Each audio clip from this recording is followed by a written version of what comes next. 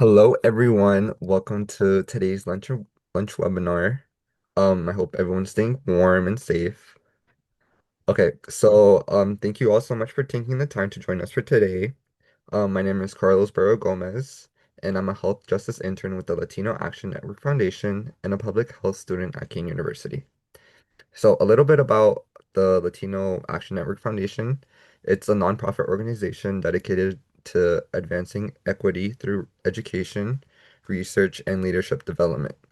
We strengthen the civic and educational foundation that allows Latino and other underrepresented communities in New Jersey to participate fully in public life. The Latino Action Network Foundation is a nonpartisan organization. We do not support or oppose any political party or candidate.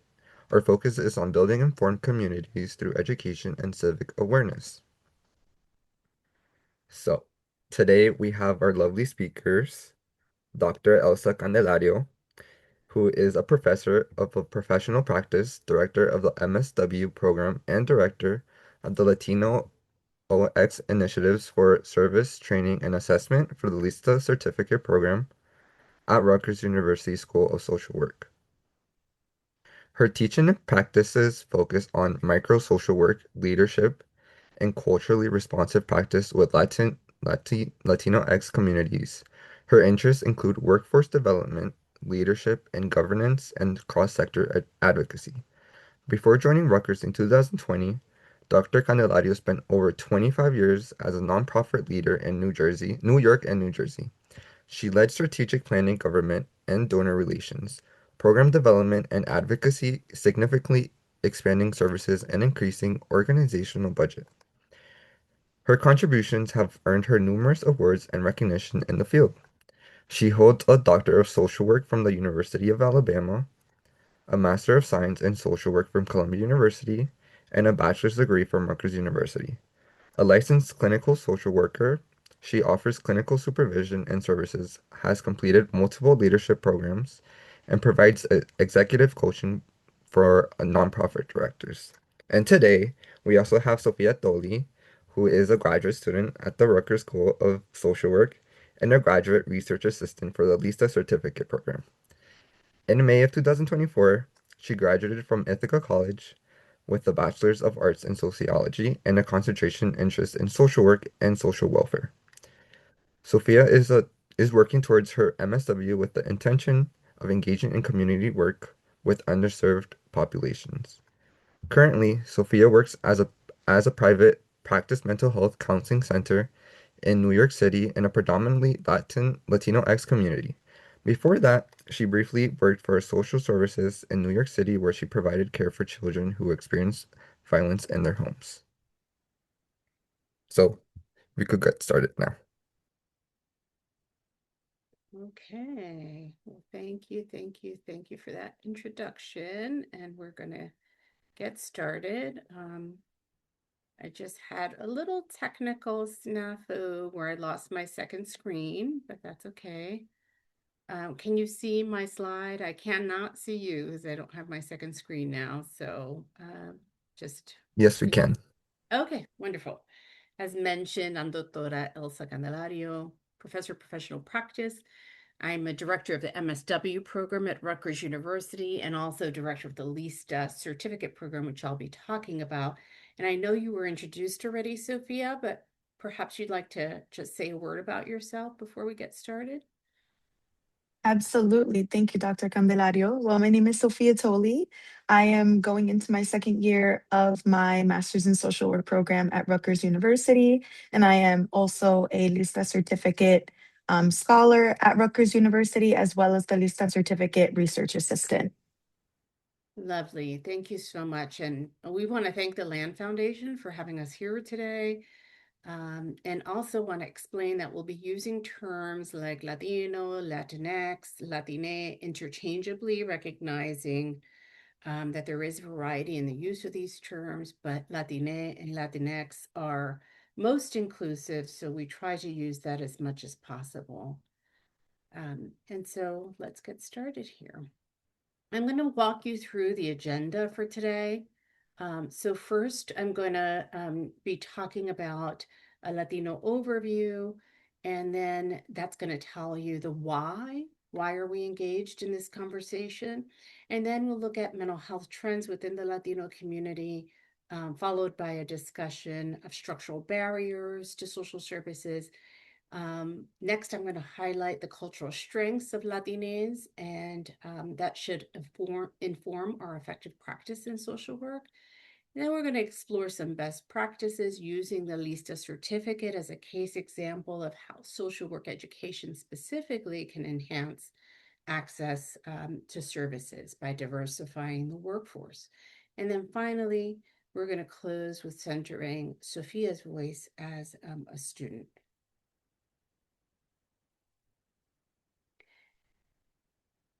And so, who is Latine? When we speak of the Latina community, it's important to understand that there is a lot of diversity in the population of individuals which hail from 20 countries. And we do include Brazil in this group as part of Latin America. The countries are largely in the Caribbean, in North, Central, and South America, and each at some point was colonized by Spain, except for Portugal, except for Brazil, which was colonized by Portugal. And so the commonality in most of the countries is the Spanish language, but there's variety in the histories, and the foods, the music, climates, and practices, and even in the way in which we speak Spanish, which may be different. So it's important to understand these differences. But in New Jersey specifically, I want to point out that the largest group of Latinos or Latinx are Puerto Ricans, followed by Dominicans, and then Mexicans.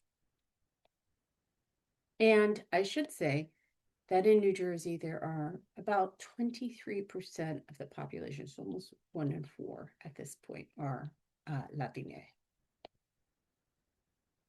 There are 68 million Latinx in the US, and this slide shows you that Latinx make up 56% of the total increase in population in the United States from 2000 to 2024. That is larger than any other group. And you've seen headlines about the reality of how ICE is impacting this group, targeting this group at this point. Here you see 56% growth. The second largest group are Asians, who made up 19% of the growth.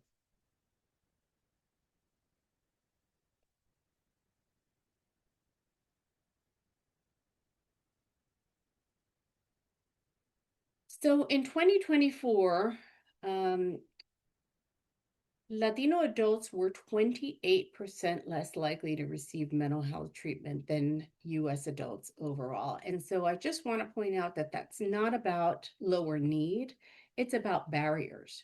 It's about language access, insurance gaps, stigma, fears, and a shortage of bilingual social workers and behavioral health therapists generally. At the same time, in 2023, Latina high school students were 17% more likely than their peers to report attempting suicide. So we're seeing significant distress, especially amongst Latina adolescents, paired with lower access to care. And here's where social workers come in. They make up over 40% of the behavioral health workforce in the United States, the largest single group of providers. That means social workers are uniquely positioned to address these disparities, especially if they're bilingual. But there is a gap for the population of Latinas or Latinx. There's lower utilization, high risk, and for social workers, there exists a workforce shortage of bilingual and bicultural social workers. So what are some of the challenges that the Latino population faces? There's generational challenge or generational trauma, which is the idea that traumatic events can harm both the immediate person and the generations that follow. That could be the effects of colonization, political violence, migration-related stressors. There's also acculturative stress, which is the stress associated with coming into a country, and this stress can be caused by discrimination due in part to many having negative views about Latinos. The next is language barriers. There is a shortage not only of bilingual social workers, but also medical professionals. The third is a lack of health insurance and operational barriers that create undertreatment of this population. Geographical barriers, so lack of transportation, for example, as well as barriers that preclude particularly Latinx with physical disabilities to access buildings in old communities, for example. And then finally, the issue of a shortage of culturally competent behavioral health and human service organizations and providers, which is what we're going to be talking about with LISTA as a case example. At the same time, we don't want to focus on deficits. It's really important that we move away from deficits as a framework to the recognition of cultural strengths. And here we list a few cultural strengths that should be considered as we provide services to this community. First is familismo, which refers to a deep commitment to family, both immediate and extended.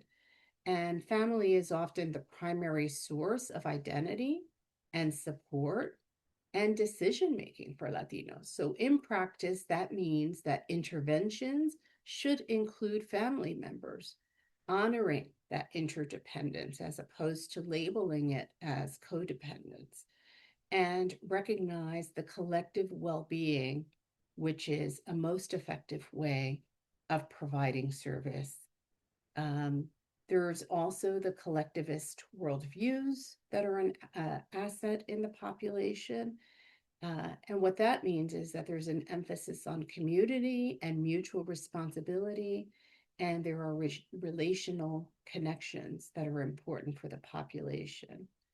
And again, this challenges the dominant Western view of individualism.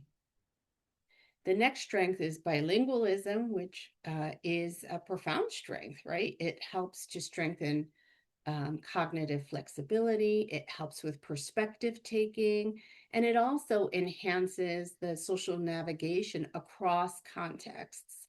So it supports both social and cognitive development, and it can serve as an amazing tool for advocacy and leadership. And finally, cultural constructs such as personalismo and respeto, which shape relational dynamics, and personalismo reflects the value placed on warmth and genuine relationship-centered interactions, and trust is built through this authenticity. And then, of course, respeto is respect, mutual respect, particularly across the generations. And so, taken together, these strengths remind us that culture is not a barrier, it is a resource. Now, despite in social work the ethical and policy commitments to challenge inequities and to ensure that social services and social goods are distributed equitably, the educational content specific to Latinx remains on the margins of social work education. So, for instance, there are only 7% of social work faculty who identify as Latinx. 10% of social work programs offer a course with the word Latinx, Latine, or any Latino nationality in the title or in the course content. And even more striking, Latinx specific certificate programs are found in only 5% of social work programs across the United States and its territories.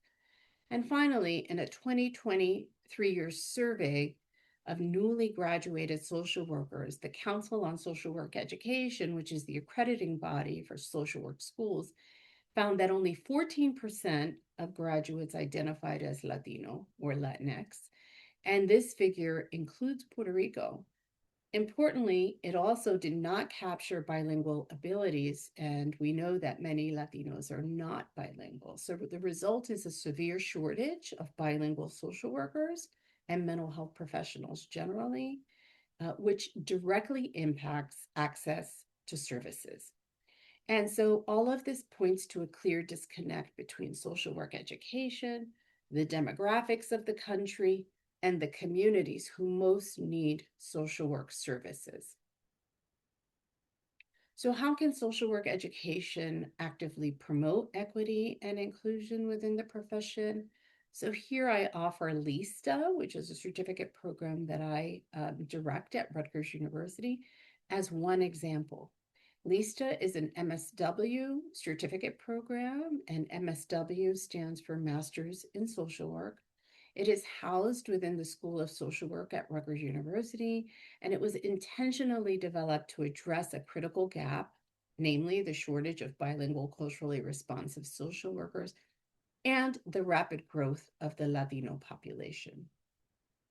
For 5 years before 2021, LISTA operated as an area of emphasis, allowing us to build the curriculum, partnerships, and the LISTA community generally. And then in 2021, it officially became a full certificate program of Rutgers School of Social Work, reflecting both student demand and the urgency of preparing practitioners equipped to serve the population, right? So building the linguistic competence, the cultural humility, and the clinical skill. So again, those three things are really critical within LISTA: the linguistic competence, cultural humility, and clinical skill. At its core, LISTA represents one concrete way that social work education can move from values to action by intentionally designing structures, curriculum, and practicum experiences that expand who is prepared to lead and serve within our profession.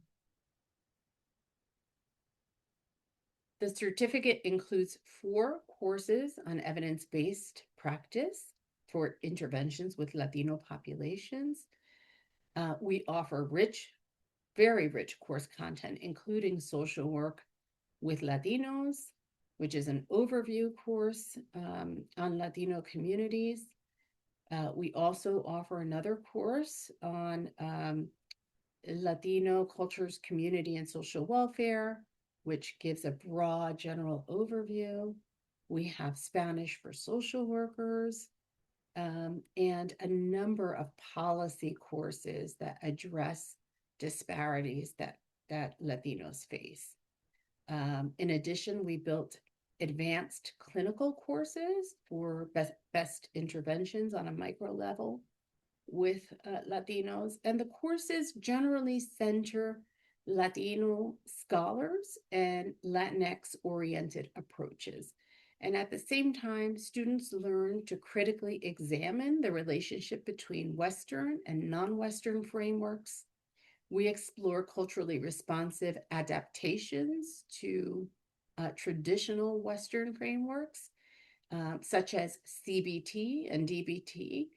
And while we also address issues that uniquely and disproportionately impact Latina communities, such as colorism, immigration-related trauma, and the use of culturally grounded practices like testimonios.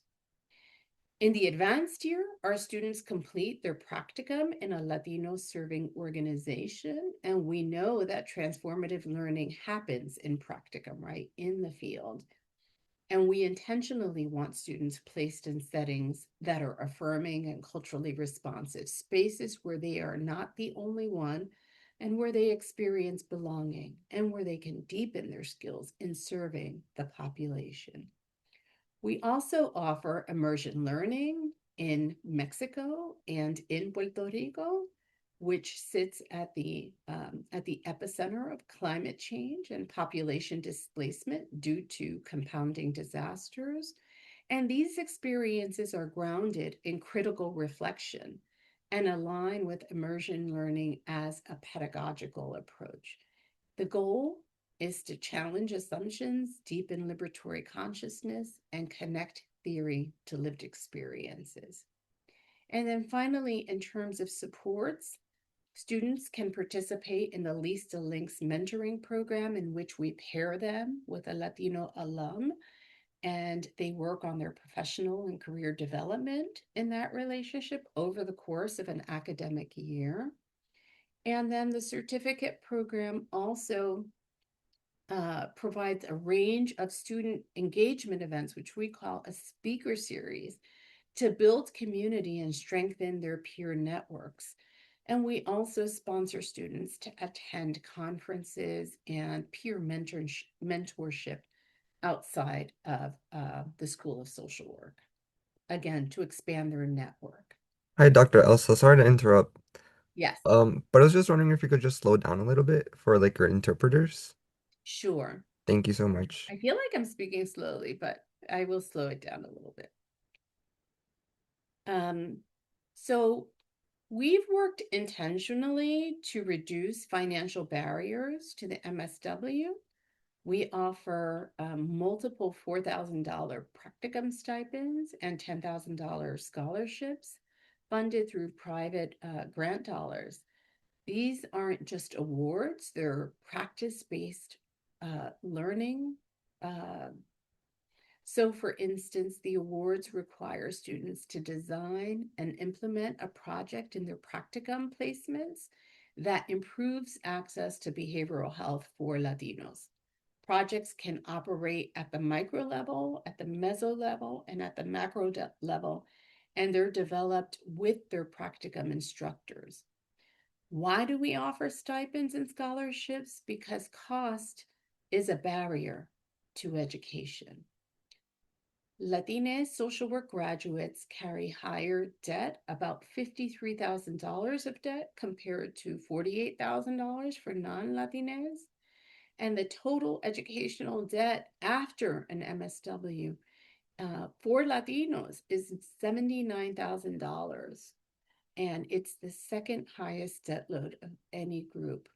So Latinas are more likely to study part-time as well, 27% versus 20%, and that often reflects a financial strain. So if we want equity in the profession, and if we want Latinos to enter the profession, and by them entering the profession and providing service, that increases access to service for the communities. But if we want these things to happen, we have to address the financial realities shaping who can enter and stay in social work education. And that's why scholarships and stipends are so important. So, how do we deliver LISTA in our MSW program? We deliver it in three ways in all of our program options. First is the intensive weekend program, which is designed for working professionals who want a face-to-face experience, but they need a schedule that fits their full-time job. They attend class one weekend a month, and students move through the program with a cohort, which builds a strong peer connection and continuity.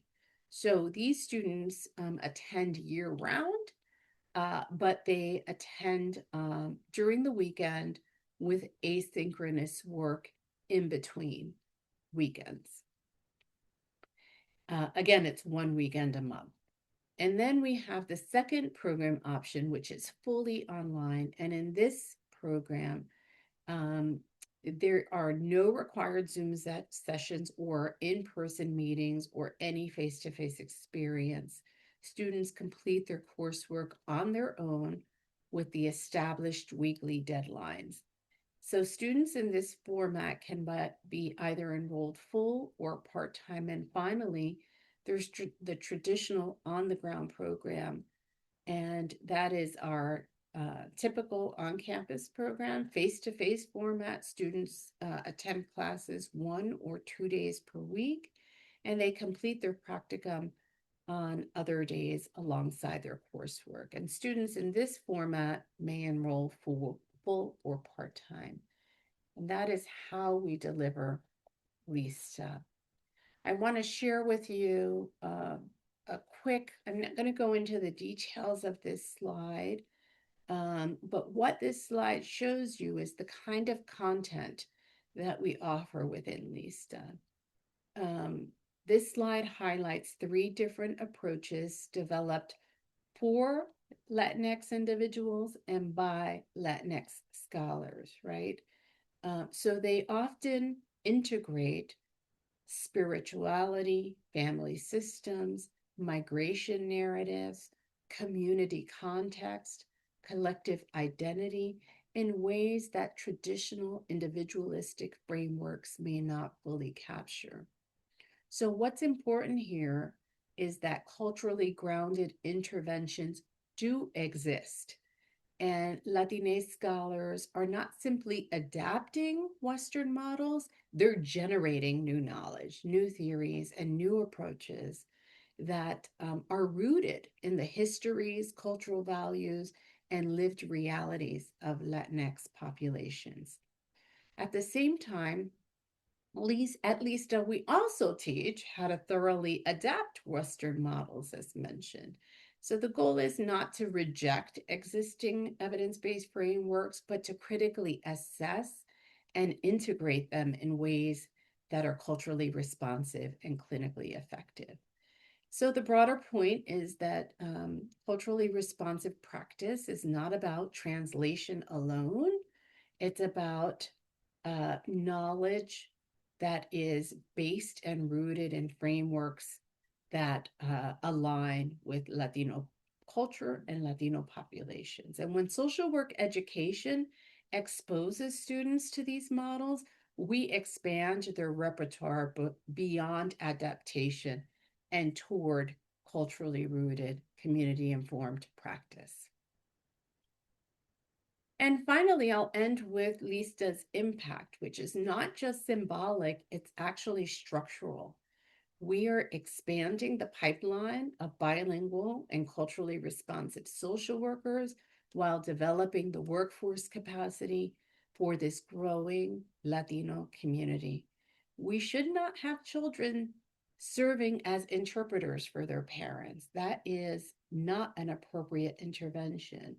We should not have adults avoiding mental health treatment or social services because no one is there to speak their language.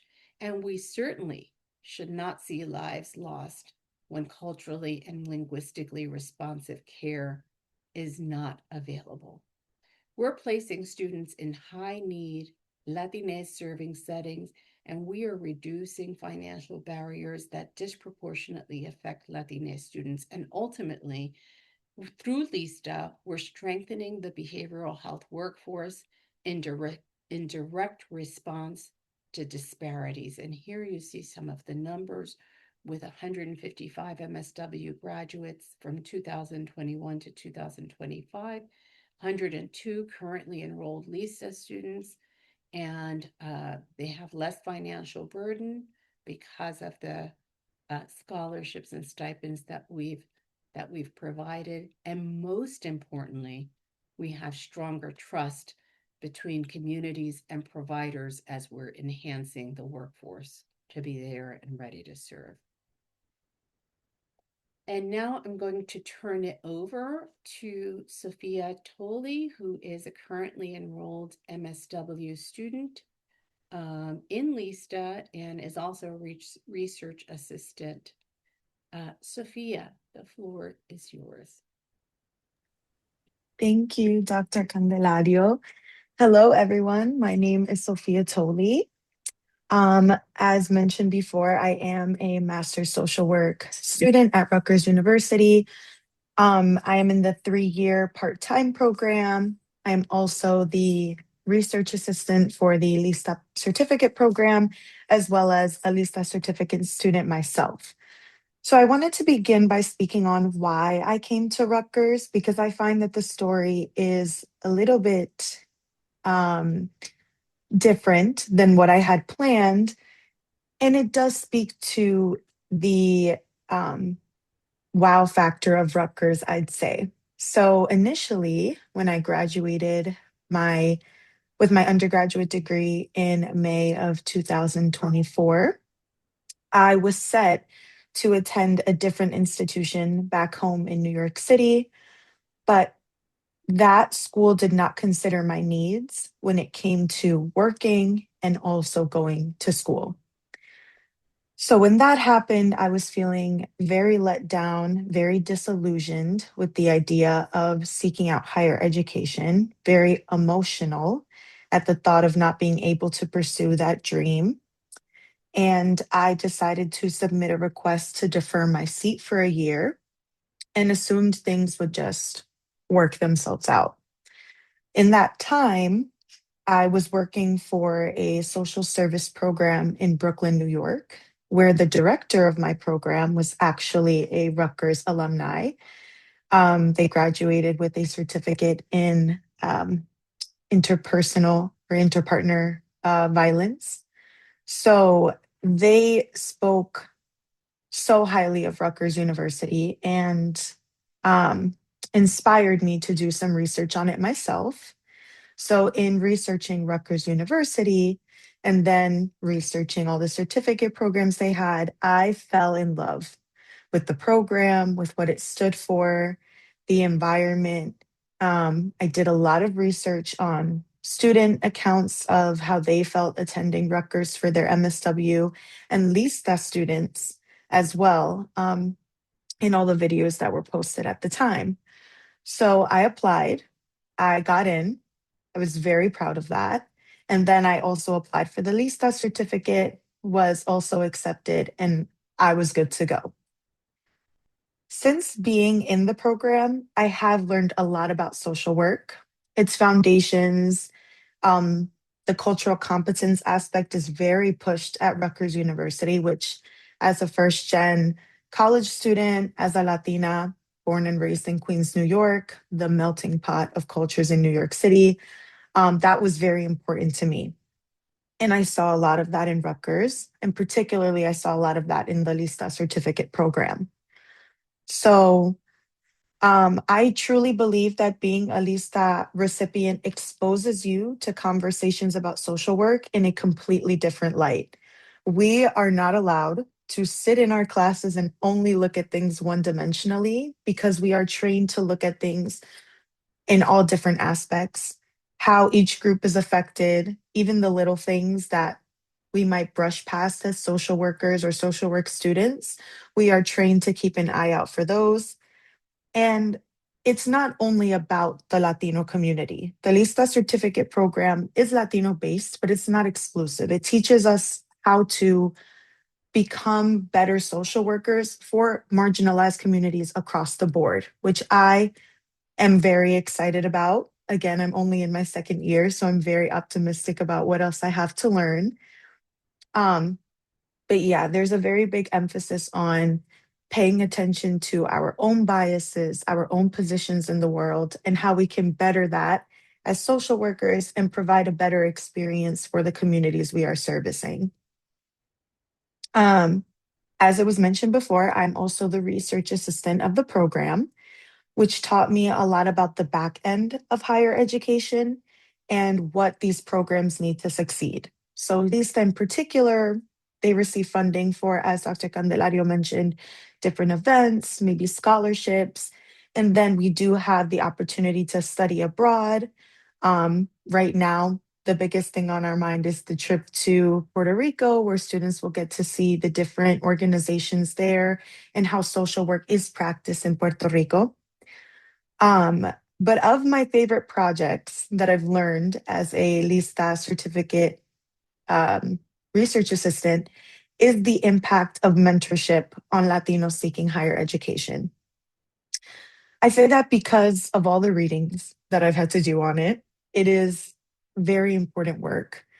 Um, it speaks a lot to the importance, the need for that funding to be able to drive Latinos or Latinas to pursue higher education. But I also say it's my favorite because the LISTA program itself actually has a mentorship program for its students. It's called LISTA Links, and I am very fortunate to be a part of that program. So, in that program, students are matched with alumni based on shared interests or a shared desire in terms of something they want to learn. And once they are matched up, they are set to meet up once a month personally I love my mentor. We have built a very great relationship off the bat, and we've only been working with each other a few months, but she's taught me so much. Um, so you're set to meet with them once a month. In busy seasons of my life, I meet with my mentor about once a month. In seasons that I've got a little bit more time to talk, we might meet twice a month and we work on goals. And in that program, I have learned that there are so many questions that Latinas seeking higher education may have that we're not exposed to. We are taught we have to go to college because having a degree is a good thing because our parents didn't have the opportunity to pursue it. But the program at Rutgers, the LISTA Certificate Program, the mentorship program, all of these things in combination with each other make the experience and make the certificate all the worthwhile because they take the idea of education being important to someone and actually teaching us what it is we need to go out into the world and be social workers who are providing for the Latino community. Um, I could sing praises about Lista forever. I'm very fortunate to be one of the recipients in this program, and I'd be happy to take any questions later in the Q&A portion about Lista particularly.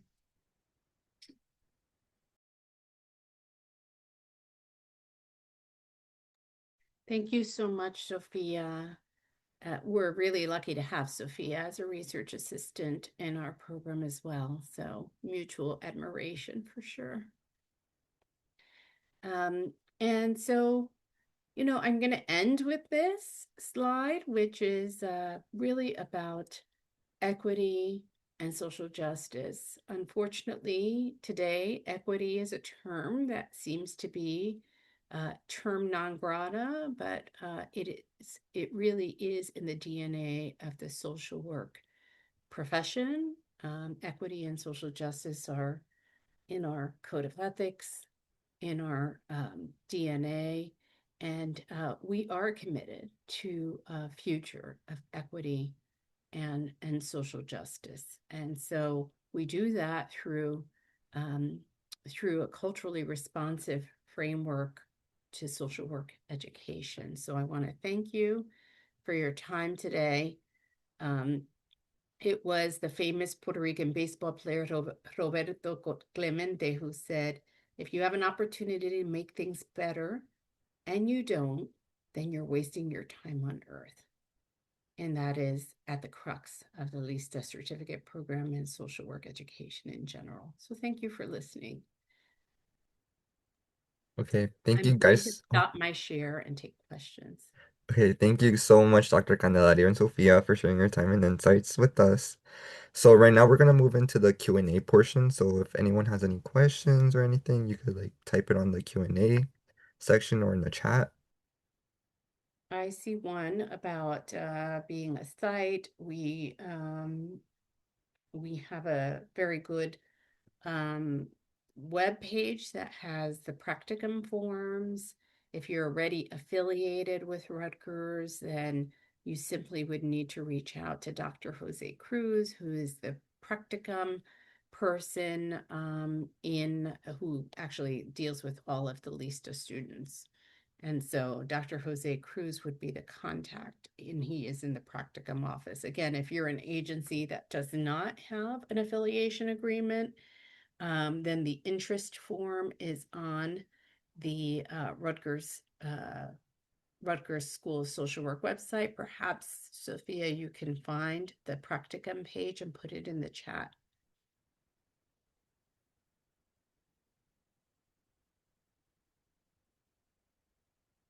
How can leaders encourage or support their HR teams with successfully connecting with Latina candidates?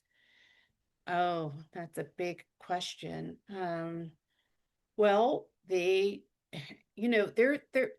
just in the same way that this gets into a whole philosophical thing, but not just philosophical, but a sad reality. We all have our biases, right? And so our biases come up in a number of ways. And in human resources specifically, there are biases.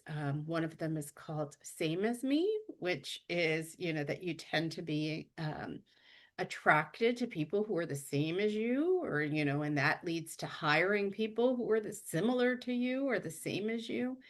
And so, part of it is training hiring managers to be aware of those biases in their hiring practices so that they are not just repeating, and they are creating some diversity. They're not just repeating the same hiring practices that have been historic, but rather that they diversify by understanding that diversity means serving the diverse communities of New Jersey specifically, is what we're talking about. The other thing is that they can post in ways, in places that are that cater to the Latino population. Rutgers specifically has free posting on its website. We post as a service to our alum, and so those instructions are on the Rutgers social work website. We post, of course, internal positions, but we also post external positions, and those would reach LISTA students when LISTA graduates. But I think those hiring managers are really critical to train them. And then finally, having spaces for interns from programs like LISTA. So ensuring that you are a practicum site, because that is the best pipeline to the workforce, having a student practice with you for a year, and oftentimes that student becomes an employee and becomes an ambassador for your service. And so that's another way. We also had a question. It says, is a MSW necessary to pursue a LISTA certificate? That's a great question. And right now, LISTA is only available within the MSW program. It is available in our Masters of Social Work program. I've had that question asked a number of times, but for now, it is only available within the MSW program. I had a question. So is the LISTA program open to everyone regardless of immigration status? Yes, Rutgers does have open admissions without regard to immigration status.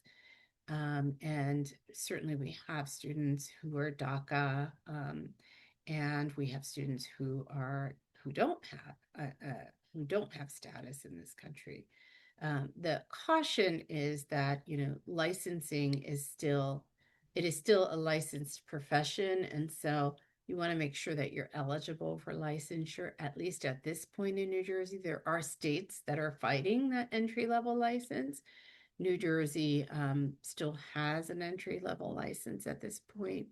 And so I would just caution anyone who wants to enter the field that they are aware of that licensing requirement to practice social work, at least in the state of New Jersey. There are states that have done away with the license, and there are other states, I think there are 10, that never even had the entry license. So there is a move away from the license because there are serious disparities in passing the licensing exam, and it seemed to be it has a gatekeeping function for sure. And so that's the only caution, is that I would want folks to know that in New Jersey there is a license that's required to practice. Also, do you have some examples of like different practicum opportunities students can participate in through LISTA? I know you touched up upon this through your slides, but I just want to see if you have like any examples or anything. Yeah. So social work is very broad. It's I mentioned micro, meso, and macro. So micro is essentially working one-on-one with clients or families, with individuals, families. Meso is working with groups, and then macro is working with communities or with policy or with management, working as a leader or manager in an organization. So practicums can be at the micro, meso, or macro level. Most of our students are clinical, which is the micro level. And then we have probably 10% of our students are macro, and that specialization at Rutgers is called management and policy. And those students really focused on building their management skills, their organizational skills. They learn about strategic planning, about financial management, fundraising and marketing, leadership generally. And so those students would be placed at an organization in which they work on policies. They may be placed at Land Foundation where they're working on legislation. They may be placed at a legislative office working with a legislator. They may be placed at a court or a hospital, again, working on macro projects like fundraising, grant writing, um, marketing. Um, but again, most of our students are working at the clinical level, and a large number of them are working in behavioral health settings where they're providing either one-on-one clinical interventions or group level interventions. Okay. And the last question for Sophia. So, what recommendation would you give to a student who is interested in applying for the LISA program? My recommendation would be to go for it, of course. Like any program, and Dr. Candelario can correct me if I'm wrong, but I do believe there is a limit to how many students can be accepted a semester. Yes, yes. Yeah. So of course yes, it is competitive. But while I will say all of the certificates offered at Rutgers are very worth it, the LISTA program is worth it for anyone who is looking to work specifically with Latino populations because, like we mentioned before, there are classes geared toward the certificate, like social work with Latinos. Um, and then there are other electives you can take. Like I personally took social work with immigrants and refugees. So in that case, that's why it's so specific. Um, but truthfully, go for it. The worst they can say is no, but it is really worth it. It's a great certificate and it is so useful. So I would say if your passion lies there, it will read in your application. Okay, thank you so much. So, thank you again, Dr. Candelario and Sophia, for such an informative and meaningful discussion. We also want to thank everyone who joined us today and took time out of their day to learn with us. And on behalf of the Latino Action Network Foundation, thank you again for being here. We hope everyone has a wonderful rest of their day. And also, the recording and slides will be sent to your via email later this week. FYI. Yeah. Mhm. Okay. Thank you guys. Thank you. Thank you so much.